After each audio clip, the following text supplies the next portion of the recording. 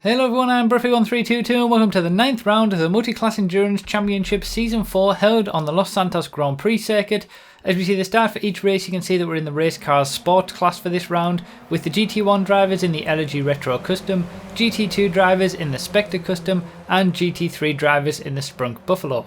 For all the information you need about this championship, check the link in the first line of the description. So since I don't have any footage for GT1 or GT3 for this race, I'm going to just quickly go over what happened. In GT1, Murphos got another win with SXM Nightmare, who was a new driver to the championship last round, getting second place, and Nico the Rider equaling his best result in third. In GT3 we had Drumballs getting the win ahead of Shady Fruit and Sherrod, and that pretty much wrapped up the championships for GT1 and GT3, with Murphos and Drumballs taking the crowns for those respective championships. But GT2 is where the main story is for this race, and it was pretty ridiculous, and we're going to see the first few laps from multiple different perspectives, from all different types of all different people's footage.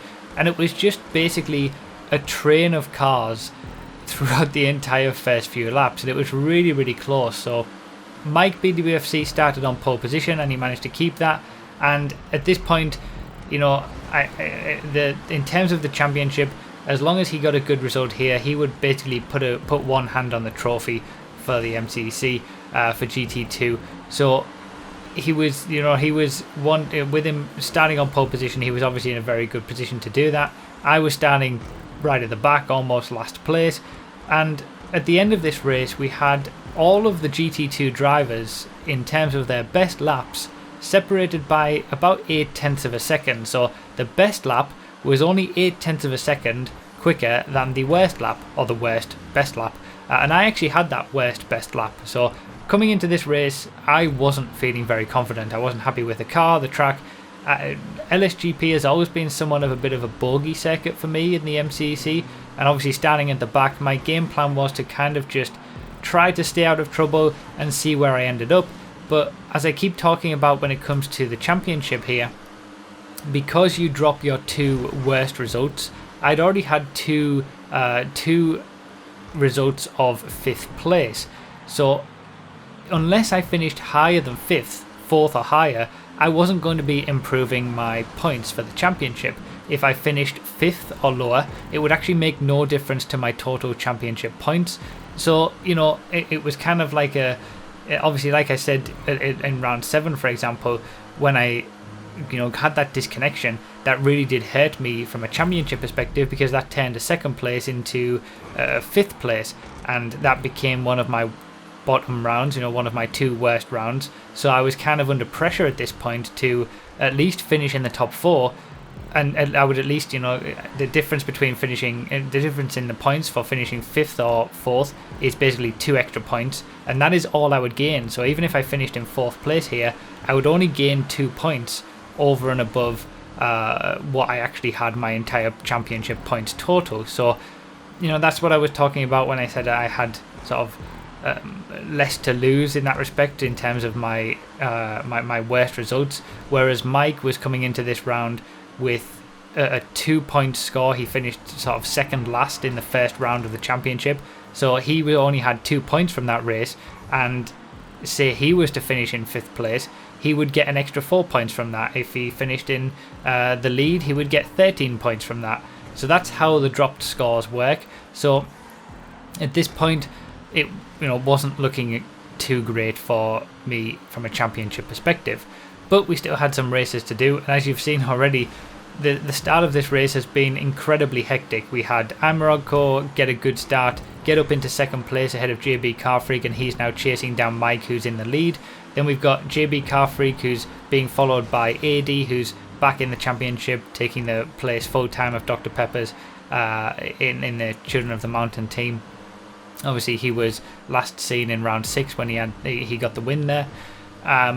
He's followed by AJ Axo, and then behind AJ Axo we've got Brady, and then followed by me and Finn. Obviously, Finn is another reserve driver who got the win in round 7. So myself and Finn were battling at the back. Basically, that's what we were doing, whilst everybody else was battling at the front. And like I said, this was just an incredible train of cars, showcasing just how close the GT2 class had been. It was kind of a perfect, these first few laps of this race were a perfect sort of example of how good the GT2 class had been on PS4. So many different winners, so many people on the same sort of pace, and as you're seeing, it's just all 9 drivers just so close together, following each other, and it's just really, really good. So what we'll see is that AD will eventually get up into 3rd place ahead of JB Carfreak, and Ajaxo will manage to do that as well. And then we'll have we'll skip to Brady's perspective, and he will, just before he gets up into to pass JB Carfreak, he'll not be able to do that, and he decides to make a very early pit stop. He was the first person to make a pit stop, and that works out really well for him. It was a really good idea to sort of get out of this mess of cars, if you like. So he makes an early pit stop, and just further on up the road we've got Imarodko, who's chasing down Mike BWFC, and he's actually doing it relatively successfully, closing him in on the each lap, and what happens when he catches up to him, as we see Brady taking a stop here. We're going to then switch to Imarodko's perspective in the top right, and you see what happens. So now we're with Imarodko in 2nd place for GT2. He's chased down Mike, he's right up with him now, and Mike's having to go defensive to keep that 1st place that he's got. But then they have a bit of a coming together, coming into the tunnel area. AD is obviously in 3rd place. He catches up to this and is caught unawares by the slow moving cars. It causes a bit of a mess. AD then ends up going into 1st place, taking the lead of the race. Ajaxo gets up in a 2nd. I try to take advantage as well and get up ahead of Imarodko, but just don't quite manage to do it into the chicane. And the train is again reformed, and whilst all of this is happening, Brady made his early pit stop. He's in clear air, so that by the time we kind of make our stops, he's already caught up enough, because he hasn't been caught up in all of this all of this mess, losing time. So just an amazing first few laps for the GT2 class, and I do recommend watching this multiple times from multiple different perspectives if it's something that at all interests you, because there was, even between myself and Finn at the back of the pack, there were some good overtakes back and forth. So yeah, it was just really, really interesting first few laps, and just after all of that had happened, I decide that Brady made a great decision to make an early pit stop, and I make an early pit stop myself. But as you'll see, Brady does fly past me because he's been able to make up time in clear air, and Brady actually had one of his better rounds in terms of pace and performance as well. He was very, very quick during the course of this round. So I make an early pit stop, and at this point I'm in last place. I'm right at the back of the pack. But then what happens is that in a similar way to what happened with Brady, because I just stayed out of trouble, I had clear air, even though I wasn't feeling too great. Obviously at this point Brady actually hits a GT3 driver, and that we get back up ahead of him there, as he has to wait for that GT3 driver. But as people are coming into the pits, people take their pits ahead of me, I'm actually getting ahead of them, and that was a shock to me because I wasn't expecting that.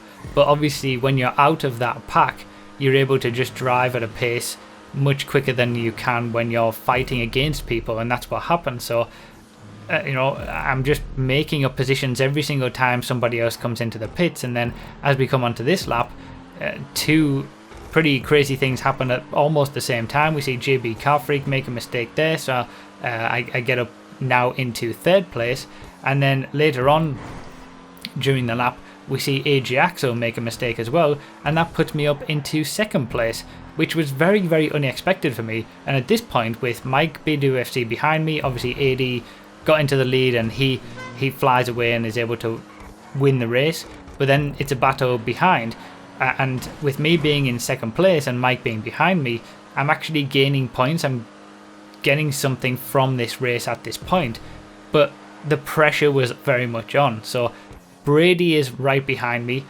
for a long time, and I'm able to defend for quite a while, but then he makes an earlier pit stop than I do, as you can see here, and by the time I come to make my 2nd pit stop, he overtakes me. So like I said, Brady had some very good underlying pace, I didn't, And I was kind of always under pressure from everybody behind because I knew that I wasn't comfortable.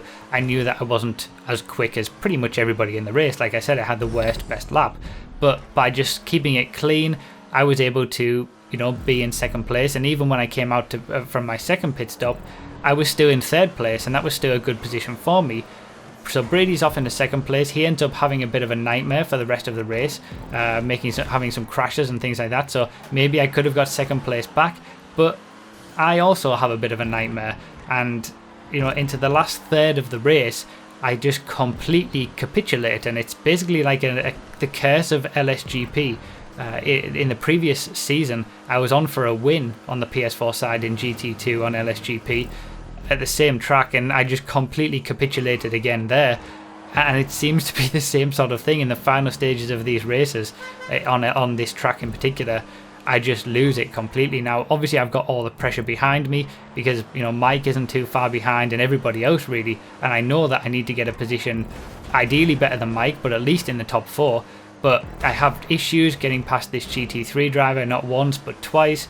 We saw Amarodko come up and pass me, but then goes in to take a pit stop, and I just kind of lose it a little bit, and I keep making silly mistakes. And the GT3 driver doesn't really help me too much, but he doesn't, he's well within his rights to at least follow the lines that he's doing. But it was just every single time every single corner that I wasn't able to get past this GT3 driver, I knew that I was losing time to people behind, and because I knew that I wasn't quick on the track as well, I didn't have anything sort of in hand and I knew it was going to be a tough defensive performance to be able to keep these positions. As it turns out, obviously getting stuck behind that GT3 driver means that Mike has been able to catch up to me, as you can see here, and now I'm having to defend from him.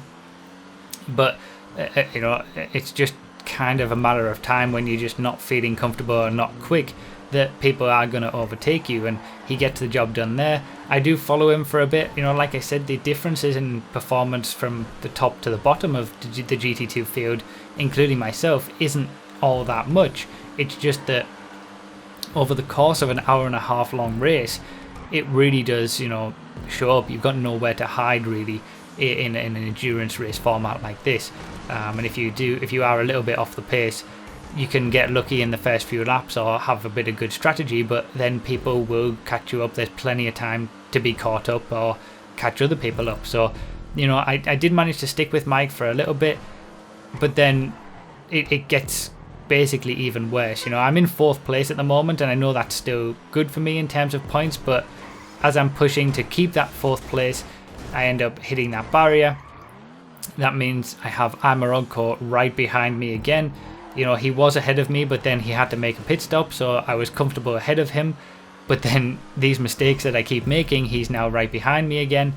And then on exactly the same corner, instead of hitting the outside barrier like I did in the last lap, I actually hit the inside barrier this time, and Amarodko goes straight past me for 5th place. He gets into 4th place. AG Axel also passes me for 5th place, and that's me down into 6th place.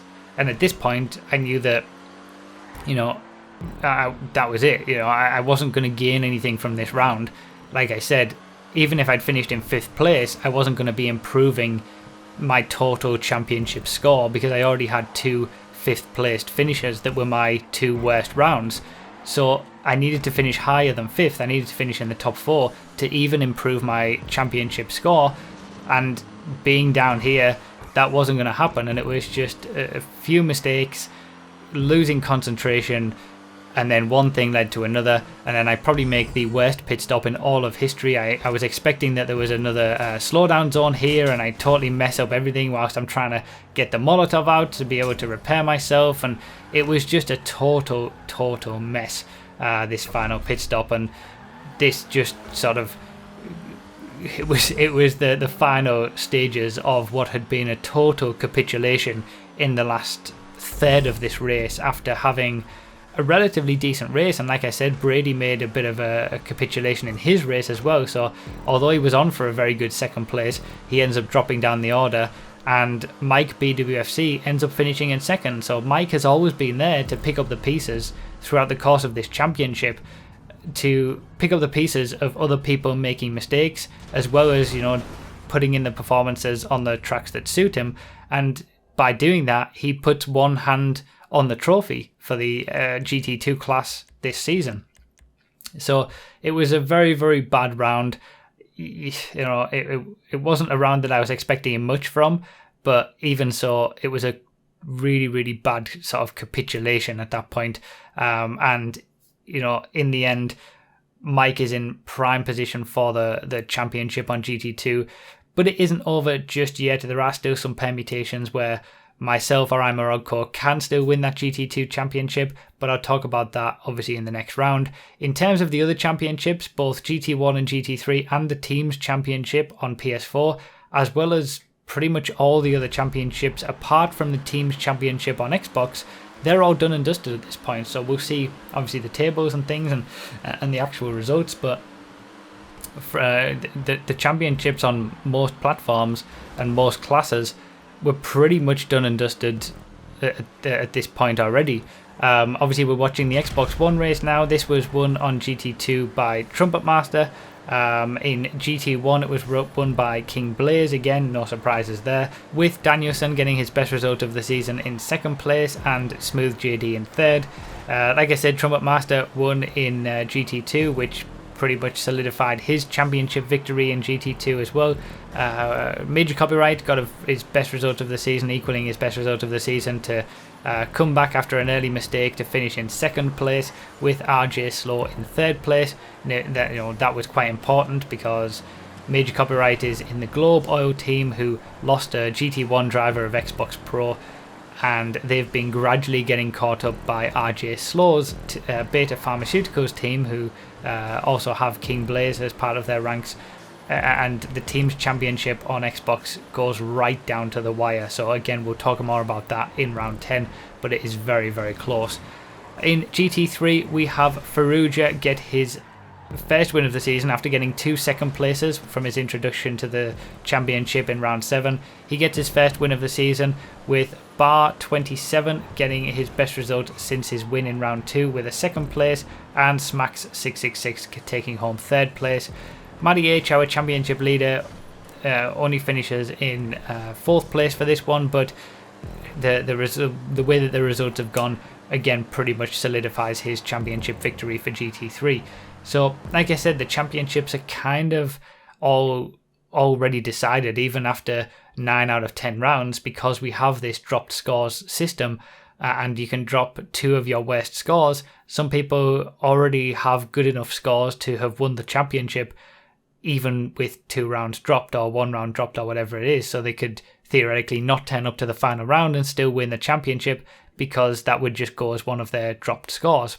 But let's move on to the PC race, and that was once again won by Zemvo. He had a good start and then made his way up to the front of the pack and got into the lead just before, as the leader makes a mistake, unfortunately, and he gets that position and doesn't look back and just drives away from the front. So that's some really good results for Zemvo in the final sort of stages of this championship. He's sort of come on really strong, and in the last 3 races that he's raced in, rounds 6, 8, and 9, he has won them. So very, very strong finale for Zemvo. Avivo still, in control of the championship, but doesn't quite sort of put in the performances, at least that Zemvo has been doing, or the performances that he had been doing at the start of the championship.